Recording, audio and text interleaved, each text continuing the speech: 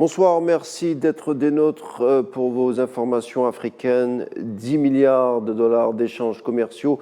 Les relations algéro-turques vont bon train, des échanges qui se sont accélérés à travers la diversification des domaines tout au long de ces dernières années. L'intensification des rapports pourrait prendre une autre ampleur après la visite du président Abdelmadjid Tebboune en Turquie. Mohamed Walid Ben Chaban nous en parle. Après une visite d'État réussie en Chine, le président algérien Abdelmadjid Tebboune exploite l'opportunité de sa visite en Turquie pour intensifier davantage les relations algéro-turques qui sont en train de prendre de l'ampleur sur le plan économique et commercial. En termes des chiffres, le volume des échanges commerciaux a connu une hausse sensible en 2022, passant de 3,3 milliards à 5 milliards de dollars actuellement. Les chiffres réalisés ont progressé de 30% sur un an seulement. De nombreuses opportunités incitent les deux pays à aller de l'avant pour intensifier davantage leur partenariat. Alger et Ankara ambitionnent d'atteindre 10 milliards de dollars dans un avenir proche.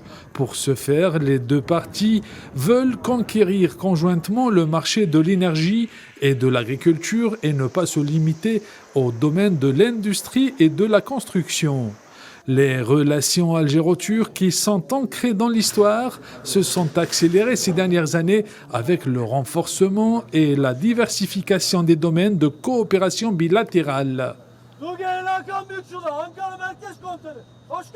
L'intensification des visites officielles entre responsables des deux pays ayant permis d'établir un partenariat pérenne et global. La visite de travail s'inscrit dans le cadre de la forte dynamique qui connaissent les relations bilatérales et de l'attachement des deux chefs d'État à les développer davantage pour atteindre les objectifs assignés.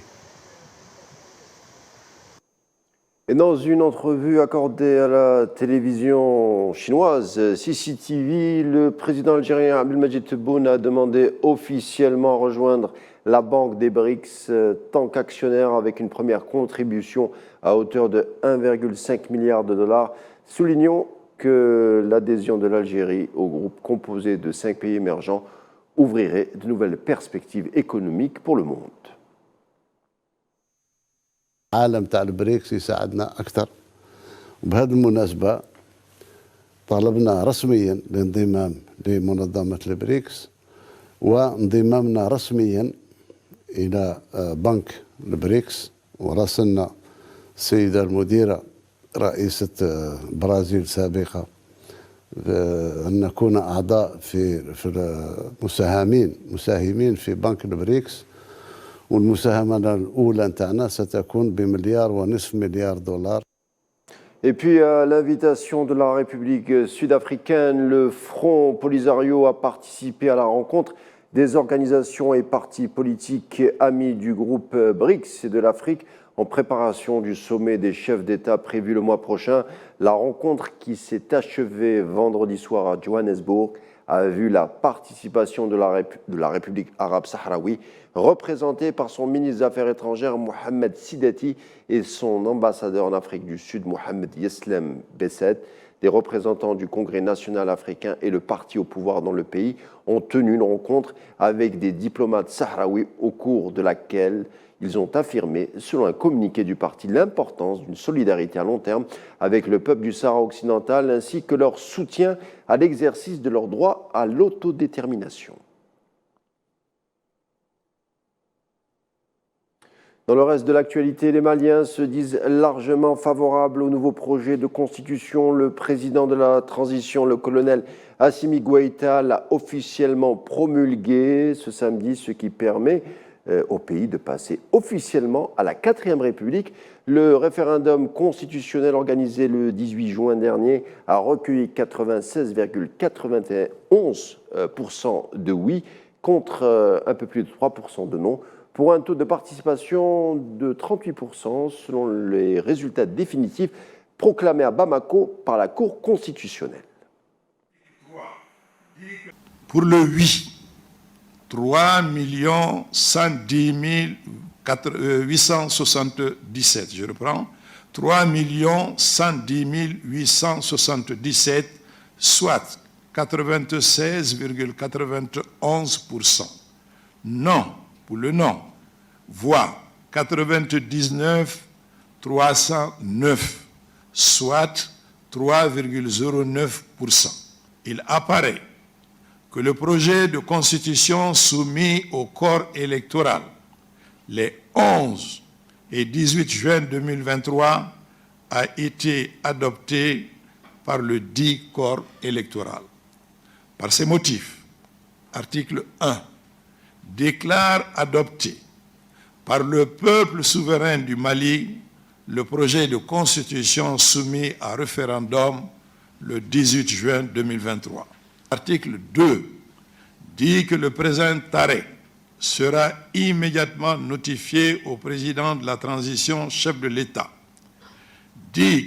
Article 3 dit que la mention de la présente proclamation sera faite dans l'acte de promulgation de la nouvelle constitution. Article 4 ordonne la publication du présent arrêt au journal officiel du Mali. Et on parle avec vous ce soir également de la situation au Soudan, une situation qui ne fait qu'empirer. Au moins 16 civils tués par des roquettes tombées sur leur maison hier au Darfour, mais l'ouest du pays, au moins un homme a été victime d'un tir de sniper. Pour rappel, la guerre qui a éclaté au Soudan depuis maintenant 4 mois a fait plus de 3000 morts et des millions de déplacés.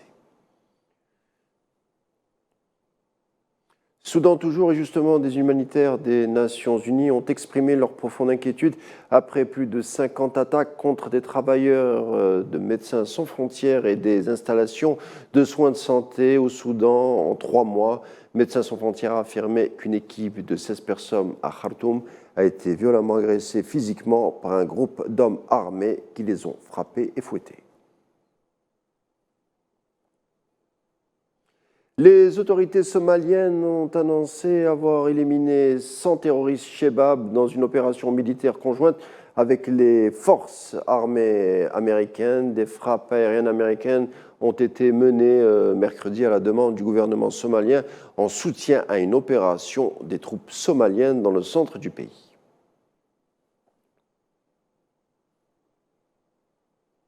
En Gambie, des sirops frelatés responsables de la mort de dizaines d'enfants. Les enfants ont souffert d'insuffisance rénale aiguë après avoir consommé du sirop contre la toux et le rhume. Selon une commission d'enquête indépendante, 4 sirops produits en Inde sont en cause. Une commission d'enquête de la présidence en Gambie a indiqué vendredi que 4 types de sirops importés d'Inde étaient responsables de la mort d'au moins 70 enfants à la suite d'insuffisance rénale. Durant cette année, le groupe de travail a noté plusieurs dysfonctionnements qui ont abouti à l'utilisation de ces sirops frelatés et a dit à la presse que le licenciement du directeur de l'Agence de contrôle des médicaments et de son adjoint a été effectif. Il en a en outre pointé la responsabilité d'un pharmacien superviseur qui a autorisé l'importation des sirops sans faire les vérifications requises. Voilà pour les informations africaines du jour. Merci de les avoir suivies. Tout de suite la météo et la suite des programmes sur Al24 News.